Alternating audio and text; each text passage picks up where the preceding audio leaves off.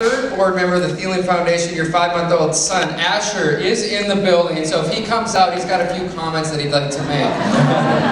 So how this is going to work is if you have questions, we've got some mic runners. You can track down Bridget or Jordan, so just raise your hand, they'll come to you. You can also tweet in your questions with the hashtag 1MCFAR. We'd ask in your questions that you would just go directly to your questions. Let's give kind of your name or maybe where you work. Let's just go right to the questions so we can get as many questions in from the crowd.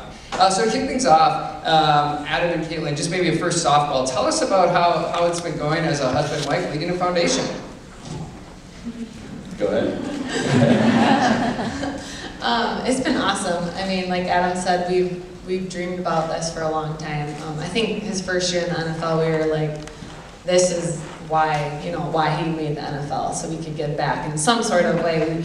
We didn't know if it was a foundation or just doing different things with different companies or businesses or whatnot, but when this came up with the Foundation, we knew we had to start it and run with it. And it's been a great team effort for both of us, as well as Amy, Luke, everyone who's been a part, our board members, everyone, Choice Bank, everyone who's helped and whatnot. But it's been awesome, and we're excited to continue to expand it and grow it. And then, Adam, for you, focus and priorities, right? So your career is obviously elevated. You've set records in the NFL. You've drawn fans from around the world. You're active in a gym, I believe. You're pursuing entrepreneurial ventures there. You've got the foundation.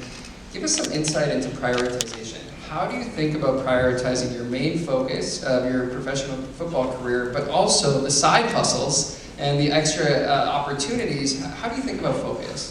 Yeah, it's actually really difficult, and actually we've had some conversations this offseason about it. When you're in this business and you have a little bit of success, everybody comes calling, and there's opportunities everywhere. And it's hard to say no to a lot of them. But we talked about this offseason that we wanted to really prioritize and have a couple of things, and we want to make sure that we're not spreading ourselves too thin, especially now with the foundation. And like you said, we own a sports performance gym called ETS, and we're trying to grow that business as well. So, really just having maybe 3-4 things that we're going to focus on, and it makes it easy to say no to the rest of everything because we know that that's our focus. Obviously, with our family, with our 2 boys, that takes up a lot of our time. Not getting a whole lot of sleep right now. We were up all night last night, so.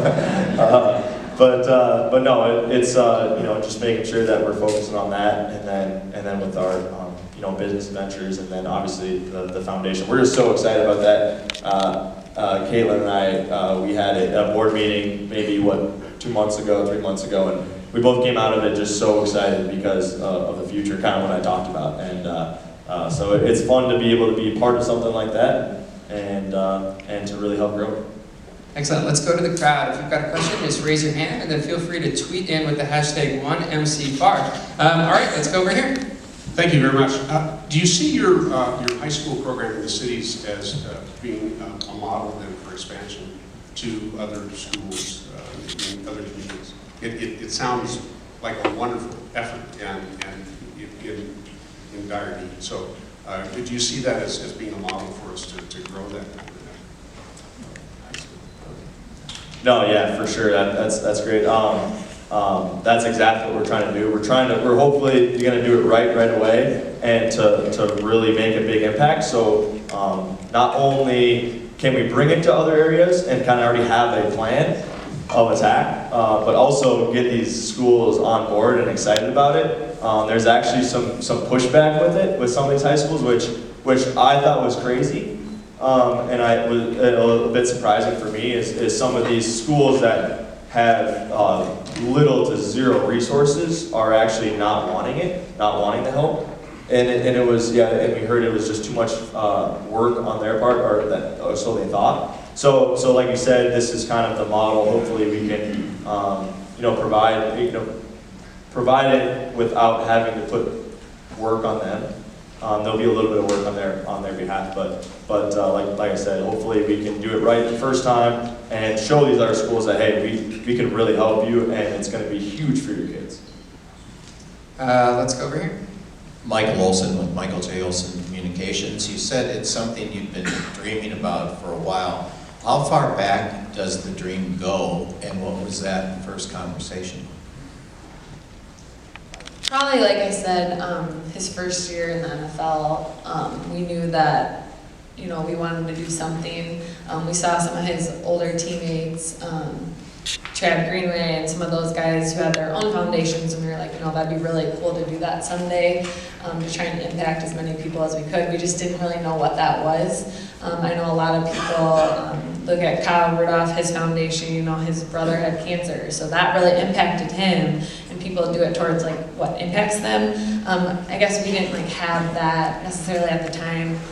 So that's why we kind of were sticking towards the youth, and we knew that we wanted to help the youth in some way. I was really touched by like cancer kids, just because when I had my first son, Asher, and we'd walk into the hospital, I just couldn't imagine like a newborn baby. Like I like cry thinking about it because it's just so sad. But then, like Adam said, when we went to the hospital, we just knew that that's where it needed to start in the behavioral health unit, and it's been awesome.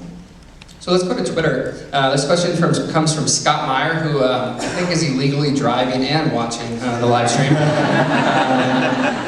But this goes to both of you, Thielen and Adam. How have things shifted since you've become a parent? Thielen, you just hinted at that, but maybe for you, Adam, how is two young kids, how does that impact both your professional kind of priority of the football career, but then also the extra opportunities? And then Thielen, back to you, what insight do you have of leading a foundation, being a new mom?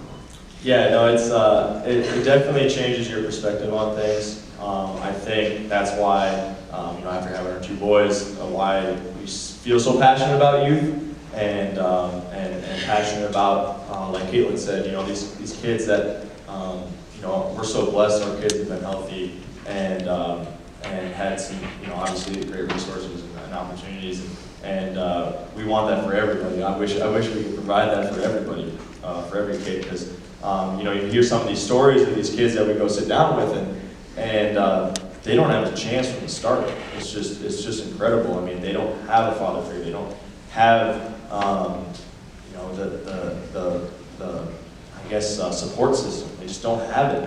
And people sometimes think in a negative way sometimes of this mental health. But a lot of these kids, they don't have a choice. It's not bad decisions they're making that's putting them in this. It's their situation, it's their family, it's their upbringing, it's their resources. It's just what happened in their life. So that's what's been really tough for us, and impactful for us, is seeing those and hearing those stories and situations. And also just with our foundation, I was going to say, as our kids get older, just to show them that giving back is so important, and that they're very extremely lucky for what they have, and just trying to raise them to be generous and kind-hearted boys that, see us doing what we're doing, and we can be those role models for them, not just by talking about it, but by showing them the way that we've been blessed to have this foundation.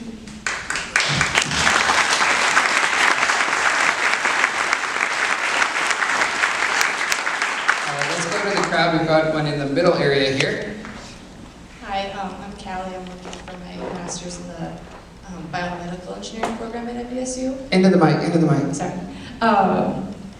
I'm just wondering if you plan on building a college-based model, I guess, towards your foundation to get college kids involved with mentorship and helping all these kids. Yeah, we haven't actually talked about that. We're so focused on kind of getting this thing started. Startups are easy, right? Yeah, oh my goodness. Get a website, GoDaddy. Yeah. How many domains do you own? I don't know, that's a good question for Luke over there. Bought up about 100 of them, I think, a while ago. So. No, but yeah, it's actually crazy how far we've come in 7 months, to be honest. But yeah, no, that's something that could be in the future. I think we're really focused on the younger kids right now, but that's a great point with mentorship and things like that. I think it's a great opportunity for college kids too to get involved with different opportunities like this, and to hopefully have something like this in their future. But like I said, we're so focused on the youth right now, get this thing started and get these models started. So it's kind of a seamless thing where this is what we've done before, and it's worked really well, and we can kind of keep moving that to different areas and try to spread it as much as possible. All right, we've got one over here, and then we'll find the next question. Sure. Thank you for your leadership and your vision. It's exciting. I'm excited to watch where this is going to go and how you're going to grow. Can you speak a little bit to, throughout the planning, and then, so past and then future, maybe some milestones that you're looking at? And then also, as you're thinking about progress and as you kind of hit those milestones, how do you hope to measure your impact? What are some of the ways in which you really hope to evaluate that? That's great, yeah. I think it's really difficult to measure. Amen. Yeah, to measure impact, but yeah, I think for the biggest thing is, Kayla will touch on a little bit, but I think the biggest thing that we've kind of focused on is not really necessarily measuring success or measuring how far we've come, things like that, and setting those goals, I guess. It's more so of providing our time and our resources and coming up with these ideas that our board and Amy and Luke have come up with, and really focusing on them and coming up with a really good plan of attack. Because I think the more organized you can be, the more precise you can be, that again, it just goes back to bringing that model to other schools. So we want to do it right away, and then I feel like that can really provide an impact. Well, just the measuring thing, I was gonna say, just the way some of these kids respond after, like, we go to the visits, I think that speaks for itself. Just the way they come up to us and the nurses and staff and how appreciative they are. And, I've gotten a couple of messages off Instagram of some of these kids who have gotten out of the programs and just how much it meant to them and how they're working so